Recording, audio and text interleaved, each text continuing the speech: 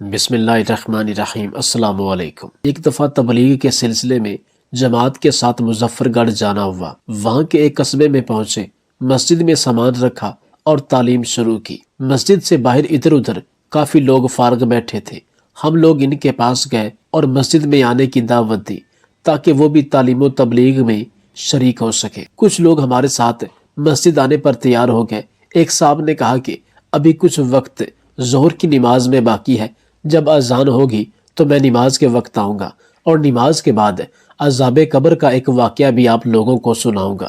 چنانچہ نماز ظہر کے بعد یہ صاحب ہمارے پاس بیٹھ گئے، اپنا تعارف کروایا کہ وہ ریٹائرڈ فوجی ہیں، ان کا نام محمد قاسم ہے۔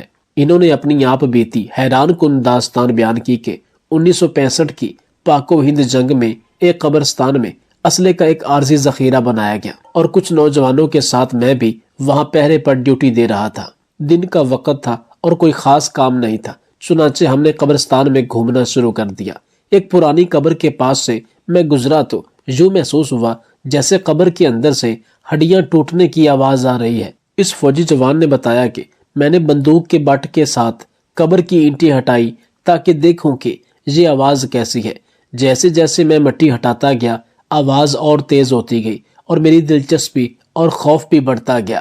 دن کا وقت تھا، روشنی خوب پھیلی ہوئی تھی۔ کیا دیکھتا ہوں کہ قبر کے اندر انسانی ہڈیوں کا ایک ڈھانچہ پڑا ہوا ہے اور اس پر چوہے کی شکل کا ایک جانور بیٹھا ہوا ہے، اور جب وہ اپنا منہ اس ڈھانچے پر مارتا ہے تو سارا ڈھانچہ اکڑ جاتا ہے اور ہڈیوں کے ٹوٹنے اور پٹخنے کی آواز آتی ہے۔ میرے سامنے 3 مرتبہ اس جانور نے اپنا منہ ہڈی پر مارا۔ مجھے بہت ترس آیا کہ یہ جانور مردے کو تکلیف پہنچا رہا ہے۔ چنانچہ رائفل سے جب میں نے اس جانور کو مارنے کا ارادہ کیا تو وہ مٹی میں چھپ گیا۔ تھوڑی دیر کے بعد وہ جانور قبر سے نکل کر میری طرف لپکا۔ میرے اوپر کچھ ایسی دہشت طاری ہوئی کہ میں اسے مارنا بھول کر بھاگ کھڑا ہوا۔ کافی دور جانے کے بعد میں نے مڑ کر دیکھا تو وہ جانور میرے پیچھے تیزی سے بھاگا آ رہا تھا۔ قریب ہی پانی کا ایک نالا بہ رہا تھا۔ جب میں نے دیکھا کہ وہ جانور میرے پیچھے ہی بھاگ رہا ہے اور میرا تعاقب کر رہا ہے تو میں نے اسی میں عافیت جانی کہ اس پانی میں کود جاؤں تاکہ وہ جانور اس پانی میں نہ آ سکے۔ اس نالے کا دوسرا کنارہ جب میں نے پار کر لیا تو قریب ہی پانی کا ایک جوہڑ تھا۔ اس جانور سے بچنے کے لیے میں اس جوہڑ میں داخل ہو گیا۔ میں نے پیچھے مڑ کر دیکھا کہ وہ جانور جوہڑ کے کنارے آ کر رک گیا اور قدرے توقف کے بعد اس نے اپنا منہ پانی میں ڈال دیا کہ یکا پانی گرم ہونے لگا۔ میں جوہڑ سے باہر نکلا، میری ٹانگیں جل رہی تھی، جلد سرخ ہو چکی تھی اور ابلے پڑ چکے تھے۔ درد کی شدت سے میرا چلنا محال تھا۔ میں نے اپنے ساتھیوں کو آواز دی، چنانچہ مجھے ایبٹ آباد کے اسپتال میں داخل کروایا گیا اور پھر وہاں سے راولپنڈی کے بڑے فوجی اسپتال CMH میں منتقل کر دیا گیا۔ میری ٹانگوں کا گوشت گلنا شروع ہو گیا اور ہر وقت بدبودار پیپ اور خون بہتا رہتا تھا۔ کسی علاج سے افاقہ نہ ہوا تو مجھے علاج کے لیے امریکہ بھجوایا گیا، مگر مرض بڑھتا گیا، جو دوا کی مرض بڑھتا گیا۔ اس وقت دونوں ٹانگوں کی صرف ہڈیاں بچ چکی تھی۔ جب ہم نے دیکھا تو اس وقت اس کی صرف دونوں ٹانگوں کی ہڈیاں بچی تھی۔ گوشت آہستہ آہستہ گل کر علیحدہ ہو رہا ہے اور ہر وقت مردے کی سی بدبو آتی رہتی ہے۔ پھر اس نے ہمیں اپنی دونوں ٹانگیں دکھائیں جن پر پٹیاں بندھی ہوئی تھی۔ بقول فوجی محمد قاسم کے دن رات کے علاج معالجے پرہیز کے ساتھ ساتھ میں نے اپنی والدہ سے اور خود بھی بے شمار دعائیں کی تو اللہ نے ان دعاؤں کو قبولیت کا شرف بخشا اور اب مجھ سے بدبو نہیں آتی۔ میں اس قابل ہوں کہ اب ہلکا پھلکا چل پھر سکتا ہوں۔ میرے ذمہ ایک نہر کھودنے کا کانٹریکٹ تھا جو کہ ایک نہایت اہم منصوبہ تھا۔ یہ نہر پہاڑی گاؤں کے لوگوں کے لیے پانی کا واحد ذریعہ بننے والی تھی اور میں نے سوچا تھا کہ یہ کام میرا ایک معمول کا پروجیکٹ ہوگا، لیکن مجھے کیا خبر تھی کہ یہ تجربہ میری زندگی کا سب سے غیر معمولی واقعہ بن جائے گا اور میرے لیے ایک بہت بڑا سبق چھوڑ کے جائے گا جو ساری عمر مجھے اور میرے ساتھیوں کو یاد رہے گا۔ یہ جگہ انتہائی ویران اور خاموش تھی۔ قریبی آبادی کئی میل دور تھی اور اس علاقے میں بس پہاڑ، جھاڑیاں اور بے انتہا خاموشی کا راج تھا۔ دن کے وقت پہاڑوں پر سورج کی روشنی ایک سنہری ہالہ بناتی اور رات کو یہ جگہ اتنی تاریک ہو جاتی کہ ہاتھ کو ہاتھ دکھائی نہ دیتا، اور ہمارے سامنے ایک ویران علاقہ تھا۔ ہر طرف خاموشی چھائی ہوئی تھی۔ ہمیں کچھ دن پہلے ہی ایک نہر کا کانٹریکٹ ملا تھا جس پر آج ہی ہم نے کام کا آغاز کیا تھا۔ میں محکمہ نہر کا ایک افسر اپنے عملے کے ساتھ اس مقام پر کھڑا تھا جہاں ہمیں نہر کی کھدائی کا کام شروع کرنا تھا۔ چاروں طرف خاموشی کا راج تھا سوائے ان کی آوازوں کے جو ہمارے مقصد کو پورا کرنے کے لیے کام کر رہی تھی۔ یہ جگہ کسی بھوت بنگلے کی طرح سنسان اور غیر آباد تھی۔ آس پاس صرف پہاڑ ہی پہاڑ تھے۔ وہ بالکل غیر آباد اور گنجان علاقہ تھا جہاں پر کوئی بھی انسان دور دور تک نظر نہیں آتا تھا۔ ہم نے ہر چیز کو نظر انداز کرتے ہوئے کام کو شروع کرنے اور پھر اسے مکمل کرنے کی ٹھانی تھی۔ ہم نے اپنے کام کا آغاز کیا۔ کرین کی زوردار آواز کے ساتھ زمین ٹوٹ رہی تھی اور مٹی کے ڈھیر اٹھتے جا رہے تھے۔ اچانک کرین ڈرائیور نے مشین بند کر دی اور نیچے اتر آیا۔ اس کی آنکھوں میں خوف اور حیرت کا ملا جلا تاثر تھا۔ سر، یہاں کچھ عجیب ہے۔ ایک گڑھا ہے جو کھودتے ہی گہرا اور گہرا ہوتا جا رہا ہے۔ میں نے فوراً قریب جا کر جائزہ لیا۔ مزید کھودنے کا حکم دیا گیا۔ جیسے ہی کرین نے گڑھے کو کھودا، سب کی نظریں ایک ہی مقام پر جم گئیں۔ ایک لاش انسانی شکل میں جیسے ہی سامنے آئی، پورے عملے پر خاموشی چھا گئی۔ وہ جسم وقت کی قید سے آزاد، تر و تازہ اور صحیح سالم تھا۔ سب سے حیرت انگیز بات یہ تھی کہ وہ لاش اپنے سینے پر ہاتھ رکھے ہوئے تھی، گویا کسی گرد کو چھپائے ہوئے ہو۔ ایک کارکن نے آہستگی سے اس کے سینے سے ہاتھ اٹھایا اور اسی لمحے عجیب واقعہ پیش آیا۔ سینے سے خون کا فوارہ نکلنے لگا جیسے وہ زخم بھی تازہ ہو۔ ہم سب خوف سے کانپ گئے، لیکن جلدی سے ہاتھ واپس رکھا تو خون رک گیا۔ ہم نے کرین کے ذریعے اس لاش کو احتیاط سے باہر نکالا۔ جیسے ہی لاش زمین پر رکھی گئی، ہم سب کے قدم تھم گئے۔ اس کا جسم بالکل صحیح سلامت تھا، جیسے ابھی کچھ لمحے پہلے دفنایا گیا ہو۔ نہ کوئی گلنے سڑنے کی علامات تھی، نہ کوئی بدبو۔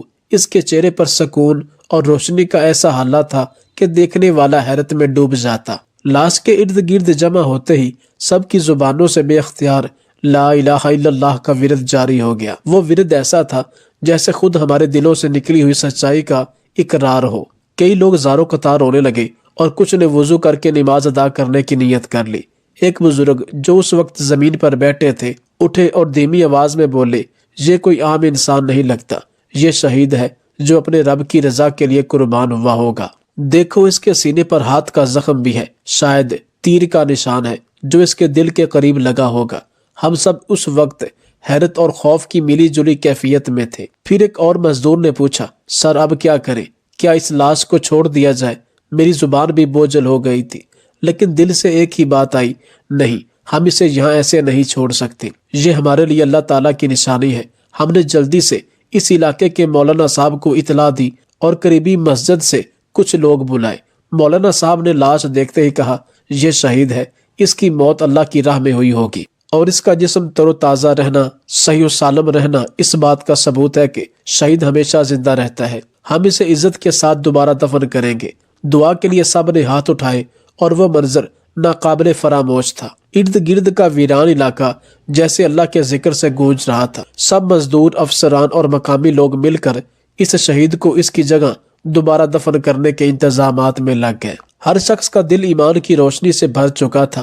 ہم نے اس لاش کی تدفین کر دی، لیکن یہ بات ناقابل فراموش تھی۔ میں اس واقعہ کو بھلا نہیں پا رہا تھا۔ میں نے تمام کام بند کر دیے اور واپس اپنے گھر آ گیا۔ میں نے وہ کانٹریکٹ بھی کینسل کر دیا تھا۔ جب میں اس دن کام ختم کر کے گھر واپس آیا تو دل عجیب سی کیفیت میں مبتلا تھا۔ ایسا لگ رہا تھا جیسے کوئی اندیکھا بوجھ میرے سینے پر رکھا ہو۔ میں تھکن سے بے حال ہو گیا تھا، لیکن یہ تھکن صرف جسمانی نہیں تھی۔ میرے دل و دماغ میں ایک بے نام سی پریشانی نے جگہ بنا لی تھی۔ میں نے ہمیشہ خود کو ایک مضبوط اور پرسکون انسان سمجھا تھا، لیکن اس دن جیسے میرے اندر کوئی چیز ٹوٹ سی گئی تھی۔ مجھے کچھ سمجھ نہیں آ رہا تھا کہ یہ کیفیت کیوں ہے۔ نہ تو کوئی بڑا مسئلہ تھا، نہ ہی کام میں کوئی رکاوٹ پیش آئی تھی، لیکن پھر بھی دل بے چین تھا۔ رات کا کھانا کھانے کی بھی خواہش نہیں ہوئی تھی۔ میں نے کوشش کی کہ کسی کتاب کو پڑھ کر خود کو مصروف کر لوں، لیکن توجہ کسی چیز پر نہیں ٹک رہی تھی۔ ذہن بار بار اس ویران علاقے کی طرف جا رہا تھا جہاں ہم دن بھر کھدائی کر رہے تھے۔ وہ گڑھا، وہ عجیب سا سکوت اور کرین ڈرائیور کے چہرے پر چھائی گھبراہٹ میرے ذہن میں بار بار گردش کر رہے تھے۔ میں نے اپنی کیفیت کو سمجھنے کے لیے دعا کی، وضو کیا، نماز ادا کی، لیکن دل کی بے قراری، بے چینی کم ہونے کا نام نہیں لے رہی تھی۔ آخر کار میں نے سوچا کہ شاید یہ محض دن بھر کی تھکن کا نتیجہ ہو، لیکن دل کے کسی کونے میں یہ احساس بھی تھا کہ جو کچھ اس دن ہوا وہ صرف اتفاق نہیں تھا، شاید قدرت کوئی اشارہ دے رہی تھی، یا کوئی ایسا راز مجھ پر آشکار ہونے والا تھا جو میری زندگی کو ہمیشہ کے لیے بدل دے گا۔ یہ خیالات میرے ساتھ تھے جب میں بستر پر سونے کی کوشش کرنے لگا، لیکن نیند بھی مجھ سے روٹ گئی تھی اور میں بس چھت کو گرتے ہوئے آنے والے دن کے بارے میں سوچتا رہا۔ آخرکار دل کی بے چینی ناقابل برداشت ہو گئی اور میں بستر سے اٹھ کھڑا ہوا۔ میرے قدم بے اختیار وضو کی طرف بڑھ گئے۔ وضو کرنے کے بعد میں نے جائے نماز بچھائی اور اللہ تعالیٰ کے سامنے سجدہ ریز ہو گیا۔ اس وقت میرے دل کی دھڑکن آپے سے باہر تھی۔ میں نے سجدے میں جاتے ہی زاروں قطار رونا شروع کر دیا۔ آنسو جیسے رکنے اور تھمنے کا نام ہی نہیں لے رہے تھے، اور میں بار بار اللہ تعالیٰ سے یہی دعا کر رہا تھا، یا اللہ، یہ کیا کیفیت ہے؟ مجھے سکون عطا فرما۔ اگر یہ کوئی آزمائش ہے تو مجھے صبر دے اور حقیقت کو سمجھنے کی توفیق عطا کر۔ اگر یہ آگاہی ہے تو مجھے ہدایت دے۔ مجھے کچھ سمجھ میں نہیں آ رہا تھا، میں اسے سمجھنے سے قاصر ہوں۔ میرا دل بہت بے چین ہے۔ مجھے ایسا محسوس ہو رہا ہے جیسے میری روح جسم کے پنجرے میں پھڑ پھڑا رہی ہو۔ یہ عجیب احساس تھا، جیسے میں اپنے رب کے قریب ترین ہو گیا۔ میرا دل ہلکا ہو رہا تھا اور آنکھوں سے بہتے آنسو جیسے میری روح کو سکون دے رہے تھے، لیکن پھر بھی اس کیفیت کی اصل وجہ میری سمجھ سے باہر تھی۔ میں اسی سجدے کی حالت میں دیر تک پڑا رہا، اپنے دل کا بوجھ اللہ تعالیٰ کے سامنے بیان کرتا رہا۔ دعا کے الفاظ کبھی لبوں پر ہوتے تو کبھی دل میں گردش کرتے۔ سجدے کی اس گہرائی میں ہی نہ جانے کب میری آنکھ لگ گئی۔ مجھے علم ہی نہ ہوا کہ کب نیند نے میرے تھکے ہوئے جسم اور بے چین دل کو اپنی آغوش میں لے لیا۔ یہ پہلا موقع تھا جب میں نے سجدے میں نیند کا ایسا سکون محسوس کیا۔ شاید اللہ تعالیٰ نے میری بے بسی اور دعا کو قبول کر کے مجھے راحت عطا کر دی تھی۔ اس رات میں سجدے کی حالت میں اللہ تعالیٰ کے قریب رہا اور قدرت کا ایک نیا احساس لے کر سویا تھا۔ گویا میری روح کو وہ سکون مل چکا تھا جو میں دن بھر تلاش کر رہا تھا۔ جب صبح میری آنکھ کھلی تو میں نے خود کو جائے نماز پر ہی پایا۔ حیرت کی بات یہ تھی کہ رات بھر بے سکون رہنے کے باوجود میں اس وقت بالکل ہلکا پھلکا اور تندرست محسوس کر رہا تھا، جیسے رات کے آنسوؤں اور دعاؤں نے میرے دل کا تمام بوجھ دھو دیا ہو۔ لیکن ایک احساس اچانک سے میرے دل میں جاگا۔ میں نے دنیاوی کامیابی کی دوڑ میں آخرت کے فرائض کو بھلا دیا تھا۔ مجھے یاد کرنے پر بھی یہ سمجھ نہیں آیا کہ میں نے آخری بار باقاعدگی سے نماز کب ادا کی تھی۔ ایک عجیب شرمندگی میرے دل میں بھر گئی۔ وہ لاش جسے ہم نے ویرانے سے نکالا تھا بار بار میرے ذہن میں گردش کرنے لگی۔ اس کے تر و تازہ جسم اور سکون بھرے چہرے نے میرے دل میں ایک سوال چھوڑ دیا تھا، کیا وہ اللہ کے قریب ہونے کا مقام تھا جو میں نے کھو دیا تھا؟ میں فوراً اٹھا، وضو کیا اور مسجد کا رخ کیا۔ مسجد میں داخل ہوتے ہی دل کو ایک عجیب سکون کا احساس ہوا۔ وہاں مولانا صاحب کا بیان جاری تھا۔ وہ نہایت خشوع و خضوع کے ساتھ فرما رہے تھے، دنیا کی زندگی عاجزی ہے اور یہاں کی کامیابیاں صرف ایک امتحان ہے۔ اصل کام وہ ہے جو ہمیں اللہ کے قریب لے جائے۔ قرآن میں اللہ تعالیٰ فرماتا ہے، جو لوگ اللہ کے راستے میں مارے جاتے ہیں انہیں مردہ نہ کہو، وہ زندہ ہیں، لیکن تم ان کی زندگی کا شعور نہیں رکھتے۔ شہید کی قربانی ایک نئی زندگی کا آغاز ہوتی ہے اور وہ قربانی ہماری یاد دہانی کے لیے ایک نشان چھوڑ جاتی ہے۔ مولانا صاحب کی باتیں سن کر میرا دل لرز اٹھا۔ میں نے اس رات میں ملنے والی لاش کو یاد کیا۔ اس کا سکون اور اس کی قربانی میرا دل گواہی دینے لگا کہ وہ شہید ہوگا جو اپنی قربانی سے آج بھی ایمان والوں کے دلوں کو جھنجھوڑ رہا تھا۔ مولوی صاحب نے مزید کہا، دنیاوی خواہشات کے پیچھے بھاگنے والا انسان اگر دین کو بھول جائے تو وہ خالی ہاتھ رہ جاتا ہے۔ نماز، ذکر اور اللہ تعالیٰ کے ساتھ تعلق ہی وہ راستہ ہے جو ہمیں دائمی کامیابی کی طرف لے جاتا ہے۔ میں ان کی باتیں سن کر گہری سوچ میں پڑ گیا۔ اس لمحے میرا دل ایک نئے عزم کے ساتھ بیدار ہوا۔ میں نے اپنے اندر ایک تبدیلی کا عہد کیا، دل سے دعا کی، یا اللہ، مجھے اپنی طرف لوٹنے کی توفیق دے اور میری زندگی کو تیرے راستے میں لگنے والی روشنی سے منور کر دے۔ نماز کے بعد جب تمام نمازی مسجد سے رخصت ہو گئے تو میں وہی بیٹھا تھا کہ اچانک میرے دل پر ایک عجیب کیفیت طاری تھی اور آنکھوں میں آنسو قابو سے باہر ہو رہے تھے۔ مولانا صاحب اپنی جگہ پر بیٹھے دعا میں مصروف تھے۔ میں ہمت کر کے ان کے قریب جا پہنچا، لیکن جیسے ہی ان کے قریب پہنچا ضبط کا بندھن ٹوٹ گیا۔ زاروں قطار رونے لگا۔ مولانا صاحب نے میری حالت دیکھی تو نہایت نرمی سے میرے کندھے پر ہاتھ رکھا اور شفقت بھرے لہجے میں کہا، ناصر علی بیٹا، کیا ہوا ہے؟ سب خیریت ہے؟ میں نے شرمندگی اور بوجھل دل کے ساتھ اپنی نظریں جھکا لی۔ زبان جیسے جم گئی تھی، میرے ہاتھ کانپ رہے تھے اور میں نے مولانا صاحب کا ہاتھ تھام لیا۔ مولانا صاحب میری کیفیت کو محسوس کر چکے تھے۔ انہوں نے نرمی سے میرا ہاتھ دبایا اور کہا بیٹا دل میں کوئی بات ہے تو بتاؤ، اپنے دل کا بوجھ ہلکا کرو، اللہ سب کچھ جانتا ہے۔ میں نے کپ کپاتے ہوئے کہا مولانا صاحب میں نہیں جانتا میرے ساتھ کیا ہو رہا ہے، لیکن دل عجیب بوجھ سے بھرا ہوا ہے۔ کل جو کچھ دیکھا وہ منظر میرے ذہن سے ہٹ ہی نہیں رہا۔ مولانا صاحب کی آنکھوں میں حیرت اور ہمدردی تھی۔ انہوں نے نرمی سے کہا بیٹا سکون سے بتاؤ، اللہ تعالیٰ کے گھر میں بیٹھے ہو، یہاں کوئی خوف یا شرمندگی کی بات نہیں، جو بھی ہے اسے بیان کرو۔ میں نے بمشکل اپنے آنسوؤں کو قابو کرتے ہوئے کہا مولانا صاحب کچھ دن پہلے میں نہر کی کھدائی کرنے کے لیے ایک علاقے میں گیا جو کہ بہت سنسان اور ویران تھا۔ ہم نے ایک پہاڑ کے دامن سے نہر نکالنی تھی۔ کھدائی کا کام شروع کیا گیا تو ہمیں ایک انسانی لاش ملی جو بالکل تر و تازہ تھی اور اس نے اپنے سینے پر ہاتھ رکھا تھا۔ میرے ایک ورکر نے اس کے سینے پر سے ہاتھ ہٹایا تو اس پر تیر کا نشان تھا اور خون بہنے لگا، اور ہاتھ واپس رکھا تو خون بند ہو گیا۔ یہ بات بہت پریشان کن تھی، اور پھر میں نے آہستہ آہستہ سارا واقعہ بیان کیا تو مولانا صاحب نے سورہ بقرہ کی آیت کی تلاوت کی، اور جو لوگ اللہ تعالیٰ کے راستے میں قتل کیے جائیں انہیں مردہ نہ کہو بلکہ وہ زندہ ہیں، لیکن تم ان کی زندگی کا شعور نہیں رکھتے۔ مولانا صاحب نے سورہ بقرہ کی آیت کی مزید وضاحت کرتے ہوئے فرمایا ناصر علی، اللہ تعالیٰ کی طرف سے یہ ایک عظیم حقیقت ہے کہ جو لوگ اللہ کی رضا کے لیے اپنی جان قربان کرتے ہیں وہ حقیقت میں مرے نہیں ہوتے، وہ زندہ ہیں، لیکن ہم انسانوں کی بصیرت اتنی محدود ہے کہ ہم ان کی حقیقت کو نہیں سمجھ پاتے۔ اللہ تعالیٰ نے انہیں ایک خاص مقام دیا ہے اور وہ اپنے رب کے حضور زندہ ہے۔ پھر مولانا صاحب نے نبی کریم صلی اللہ علیہ وآلہ وسلم کی ایک حدیث بیان کی جو اس موضوع سے متعلق تھی۔ رسول اللہ صلی اللہ علیہ وآلہ وسلم نے فرمایا جو شخص اللہ کے راستے میں شہید ہوتا ہے اللہ اسے اپنے پاس زندہ رکھتا ہے اور اس کی روح جنت میں آرام سے ہے۔ مولانا صاحب کی آواز میں ایک عجیب سکون تھا اور ان کی باتوں نے میرے دل میں ایک نیا شعور پیدا کیا۔ وہ مزید بولے اللہ کے راستے میں شہادت ایک ایسی موت ہے جو تمام دنیاوی تکالیف سے آزاد ہوتی ہے۔ یہ وہ لوگ ہیں جو اللہ کی رضا کے لیے اپنی جانوں کو قربان کرتے ہیں اور اللہ کی بارگاہ میں زندہ رہتے ہیں۔ انہوں نے مجھ سے کہا تمہیں جو کچھ محسوس ہو رہا ہے وہ دراصل ایک حقیقت ہے کہ تمہارے اندر اللہ تعالیٰ کی طرف لوٹنے کی رغبت پیدا ہو چکی ہے۔ وہ شہید کی روح تمہیں ایک پیغام دے رہی ہے۔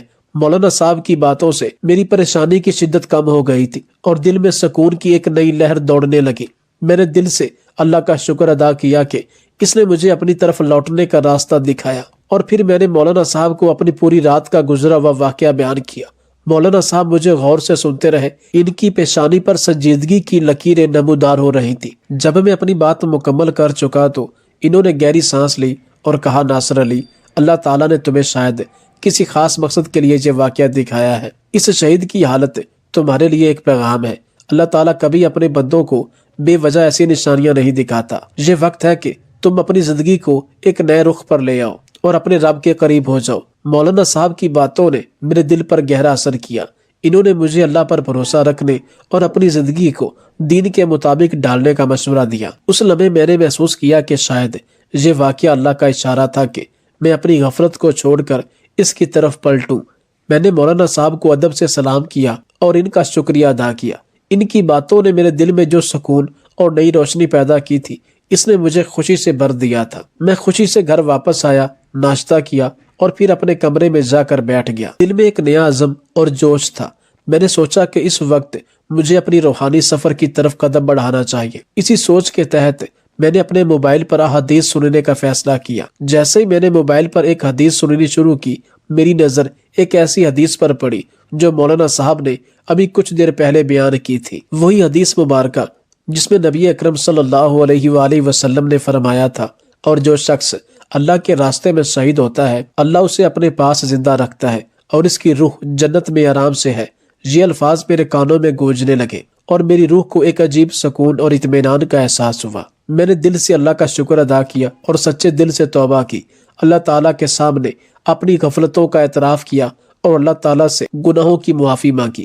اس لمحے میں نے پختہ عہد کیا کہ اب میں اپنی زندگی کو اللہ کی رضا کے مطابق گزاروں گا، دنیا کی فانی خواہشات کے پیچھے نہیں بھاگوں گا بلکہ اپنی محبت اور تعلق اللہ کے ساتھ مضبوط کروں گا۔ دل میں یہ عزم تھا کہ اب میں ہر دن اپنے رب کی رضا کے لیے جیتا رہوں گا اور ہر عمل میں اس کی خوشنودی تلاش کروں گا۔ یہ نیا سفر میرے دل میں ایک پختہ ارادے کے ساتھ شروع ہوا تھا اور میں جانتا تھا کہ اللہ کی مدد سے میں اپنی زندگی میں یہ تبدیلی لا سکتا ہوں۔ جب میں نے ایک بزرگ شخص سے مزید معلومات حاصل کی تو مجھے یہ بھی پتا چلا کہ اس علاقے میں ایک طویل عرصہ پہلے ایک جنگ ہوئی تھی، جس میں ایک گروہ نے اللہ تعالیٰ کی رضا کے لیے اپنی جانوں کی قربانی دی تھی۔ وہ لوگ اپنے ایمان پر مضبوط تھے اور اللہ کے راستے میں لڑتے ہوئے شہید ہو گئے۔ اس جنگ کے دوران جو شہید ہوئے ان کی قربانیوں اور ایمان نے پورے علاقے میں ایک نشان چھوڑا تھا۔ بزرگ شخص نے بتایا کہ اس گروہ میں ایک نوجوان بھی شامل تھا جس کی لاش میں نے دیکھی تھی۔ اس نوجوان کی عمر شاید 20 یا 21 سال رہی ہوگی۔ اس کی قربانی اتنی عظیم تھی کہ اس کے جسم پر اللہ تعالیٰ کی خاص رحمت نے اسے تر و تازہ رکھا اور آج تک اس کی لاش ویسی کی ویسی تھی۔ میرے دل میں ایک عجیب احساس پیدا ہوا۔ میں نے دل ہی دل میں اللہ کا شکر ادا کیا کہ مجھے یہ عظیم حقیقت جاننے کا موقع ملا۔ اس نے نہ ہی صرف اپنی زندگی کی قربانی دے کر اللہ کے قریب ہو گیا تھا، بلکہ اس کی قربانی آج بھی لوگوں کے دلوں میں ایک نئی روشنی بھر رہی تھی۔